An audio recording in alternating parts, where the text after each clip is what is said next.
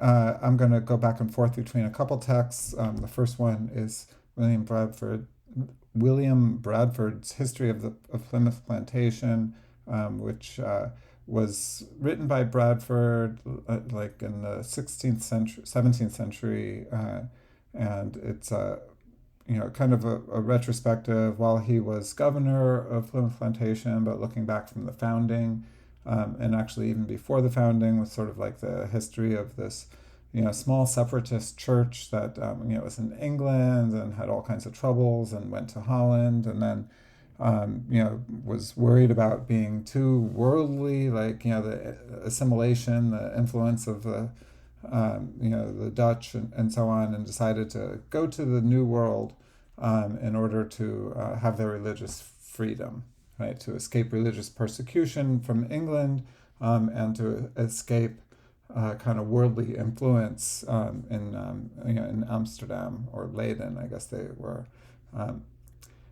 And they got a compact or a contract to go to settle in Virginia, actually. So it's not what you usually think of, but they were headed for Virginia, and they ended up going off course and ending up on Cape Cod in Massachusetts instead. So here he's talking about the I don't remember the immediate context because this is a small excerpt, but he's talking about this sort of ongoing history, and then he says, "I'm going to look back a little bit and sort of think about how we got to this point." And this is where he introduces. This is one of the famous moments in the history of Plymouth Plantation, or the history of these Puritan separatists. He doesn't call them pilgrims. That's like a latter day,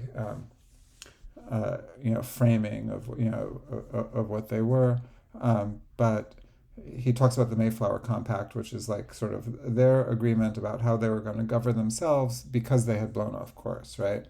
A combination made by them, and the combination, what he means by that is kind of like they're forming into a political body. Being the first, when you see this little, what you might say, ye first foundation, that's actually, it's not a Y, it's called a thorn. Some of you have studied, early English might be aware of that. So it's supposed to be pronounced the. It's just like a little abbreviation for TH, is the way it gets used. Okay, so being the first foundation of their government in this place, and some of the strangers amongst them, people who were not part of the church, that's who they were worried about. That when they came to shore, they would use their own liberty, for none had the power to command them. That's what these, the strangers in their midst are saying. Since the patent, the sort of the contract they had was for Virginia and not for New England. So, the Virginia Company had no jurisdiction there. So the Puritans, this separatist body, the people who were actually part of the church, decided, okay, we're going to form our own government in a sense. And this is the language of the compact.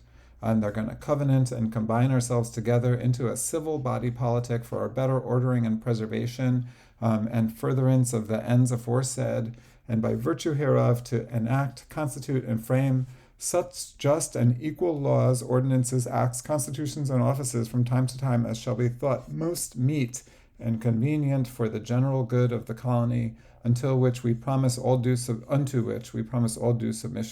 and obedience. So, looking back, this is like a little bit of an idea, this covenant with one another and with God, that becomes like part of a usable past, which is to say, this wasn't democracy, but it was a kind of a cooperative agreement for how they were going to rule themselves. And after this, they chose, or rather confirmed, Mr. John Carver, who was a Christian man, etc., their governor for that year. So Carver was their first governor, but Bradford became governor somewhere along the way. Okay, so that's one moment, that's the Mayflower Compact. And then another, the other really famous moment from the Mayflower, there's other stuff too. There's some, if you're interested in like, religious persecution and I'll just say bestiality, there's a lot of material in there for you. But the first Thanksgiving is another usable past moment that has been kind of like recovered from these early colonial documents. That's the Plymouth Plantation, and there's another called Mort's Relation that talks about that first Thanksgiving meal that they had, which was really their first after their first harvest. Like they'd survived a really difficult winter in 1620. They arrived in the wintertime, and that was rough, and a lot of illness and starvation and so on.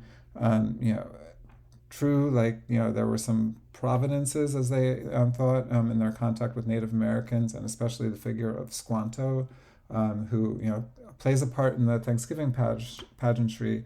It was fascinating, and that's like another story that unfortunately I don't think I have space for in this class in this video. So the first Thanksgiving is like, hey, we all got together. We had the whatever food we grew. Fishing, they had cod, bass, and other fish, which is not part of the Thanksgiving tradition now. And they had waterfowl and great store of wild turkeys. So that's the sort of beginning of turkey at Thanksgiving, maybe. And besides, they had about a peck a meal, that's referring to cornmeal probably, and now since harvest, Indian corn portion, which many afterwards write so largely of their plenty here to their friends in England, which were not feigned but true reports. So, a little bit like, things really grew, they really had a harvest. And, as you see here, unless I'm missing something, there's no reference to like, this, sharing a meal with Native Americans. All right. So now I'm going to flip over to this document. You see the next section's about Morton and the maypole, but I want to look at it here instead. So this is an excerpt from the Thomas Morton's New England Canaan, which was published in 1637. So it's after the period in which Bradford was writing, but it's an account of a kind of a competing colonial project, and specifically this colony at Mount Wollaston that was founded not by religious separatists, but by members of the Church of England. That was like the mainstream church, and Anglicans in England. These were the people that back in England had like sort of persecuted the separatists who founded Plymouth Colony, but now here they were like a less powerful colony, certainly, but they were competing with their neighbors at Plymouth, and the colony was called Mount Wollaston originally, but they decided to rename it Marymount instead of Mount Wollaston. And here he describes, and whereas they called this area it was sort of its official name was New England. Here Morton calls it New Canaan, and that's kind of like setting it up in some sense in opposition to the Holy Land, this New Israel as the Puritans construed it. So they set up a maypole, and this was continuing a kind of a pagan carnival-esque holiday tradition from England. They set up a maypole upon the festival day, that would be May Day, like May 1st, and they brewed up a barrel of excellent beer and provided a case of bottles to be spent with other good cheer for all comers at that day. So we're having a big party and everyone's invited, and they put it up with the help of he calls them salvages, the Native Americans, who would be the Wampanoag in the area. And they came thither of purpose, these Native Americans came to see their revels. They used a goodly pine tree, 80 foot long, and they put up a pair of deer's horns on top of it. So this was some from the point of view of the separatists, this is like some crazy pagan shit going on. And because it would more fully appear to what end it was placed there, they had a poem in readiness made, which was fixed to the maypole to show the new name conferred upon that plantation, that new name being Marymount. And this is the poem it's like filled with classical references. The poem is like, titled, or the first line is Rise Oedipus, and that's how the poem is referred to by historians or literary scholars. It talks about I don't know if you know that police song, Caught Between the Scylla and Charybdis. It's that myth of Scylla and Charybdis, kind of like the monster in the whirlpool. Um, I think the Scylla is the monster. When Scylla, solitary on the ground, sitting in the form of Niobe, the grieving widow, was found, till Amphitrite's darling did acquaint grim Neptune with the tenor of her plaint, and caused him send forth Triton with the sound of trumpet loud, at which the seas were found so full of protean forms that the bold shore presented Scylla, that grieving monster person, a new paramour. And this paramour, or lover, so strong as Samson and so patient as Job himself. So it's kind of now like turning to the Bible instead of you could say to biblical stories instead of Greek ones.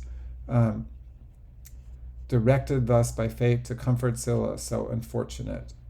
So I could go on. I imagine that you guys aren't really following what I'm reading here, because I sure am not. It's a very confusing riddle poem, and he actually offers a kind of a key to it later. Generally, is because Oedipus, if you remember the play, he solves the riddle of the Sphinx. He talks about Scylla and Charybdis, these two dangerous places for seamen to encounter. And it's like he's trying to explain the riddle, but it's also kind of gobbledygook. And historians have, I actually, I had a reference that I thought I annotated, but I didn't. But people have tried to figure it out in later days, and I think what it amounts to, the version I read, is that these are allegorical figures, and he's thinking of this sad, bereaved Scylla as kind of like a figure for America, and the Native Americans who in the area who were mostly really wiped out by plague in the area of Plymouth Plantation. So this land is now bereft, and looking for a real man, and it sure isn't going to be those weird separatist Puritans. It's going to be the manly Anglicans who are settling there at Mount Wollaston and really know how to party, because that's what the rest of this describes. And the song that they sing, which is the chorus, is "Drink and be merry, merry, merry boys. Let all your delight be in Hymen's joys." That little I thing is a transcription of it was written that way, but it's supposed to be pronounced as a J. Joy to Hymen, now the day has come. Hymen, like the goddess of marriage, or god of marriage. And Mary the Maypole, and the Merry Maypole take room, make the green garlands. I should stop reading, but you get the idea. It's like a kind of a drunken, orgy around the Maypole. 17th century terms. It's not like they're all having sex. It's like they're all dancing and wearing crazy clothes and really getting drunk and gesturing at paganism. So this is some pretty wild stuff that's going on next to the Puritan colony. But this harmless mirth made by young men that lived in hope to have their wives brought over to them, that they should have a labor. So these men are waiting for their wives, and in the meantime they're dancing with native women instead, right? No problem. It's just good old fun. So that's what that's what he describes here. Back to Bradford. So you can imagine how the separatists felt about this, and this is what they're describing here. So a little bit of the history of the Mount Wollaston, which was founded by this Captain Wollaston, who then took off, and et cetera, et cetera. And how after he left, after this they felt a great licentiousness and led a dissolute life, powering out themselves into all profaneness. And Morton became the Lord of Misrule. So that's how they describe him, and maintained, as it were, a school of not simply paganism, atheism. So this is like, if you think about like, it's kind of like Christian fundamentalists next to like a rave, right? And after they had got, because they were Christian fundamentalists, and the Morton at Mount Wollaston were having something like a 17th century, huge crazy party. And after that, they had got some good into their hands and got much good trading. But what he's writing about here isn't, this is like the Indian women for their consorts dancing and frisking together. That's terrible. But what he brings up as kind of like the actionable offense, like, what they have to put down is the trading of weapons. Pieces refers to rifles or pistols, I don't know. Pieces, powder, and shot to the Indians. So arming the Indians ostensibly for hunting, but actually like equipping them to fight with the colonists. That was like something that definitely had to be stopped. But here we're talking about the rhymes and verses, some tending to lasciviousness, others to detraction and scandal of some persons, which is kind of making fun of the people on Plymouth Plantation is what he's talking about, which they affixed to this idol. It's almost like this very straight laced writer in Bradford starts getting into role play to word play in competition with Morton, right? This idol or idol maypole. They also changed the name of their place. Instead of calling it Wollaston, they made it Marymount. So arming the Wampanoag was a real actionable offense, as I said, and for that reason they had to be put down. So first they got a cease and desist letter. They wrote to them and said, you got to stop this stuff, but they didn't. And so they mutually resolved to proceed and obtained of the governor of Plymouth to send Captain Standish. This is Miles Standish, who you may have heard of if you've studied Pilgrim mythology, or it's just sort of like the American tradition, and some other aid with him to take Morton by force. And they did that, and they found them there, like ready to defy them, but also like totally drunk, according to this account, and they overcame them because they were so drunk, without casualties. He lost but little of his hot blood, and Morton was exiled. That's the story. Okay, so a Plymouth Plantation, Mayflower Compact, First Thanksgiving, and this culture war, can we call it, between the revelers at Marymount and the separatists at Plymouth. I'm going to stop that video.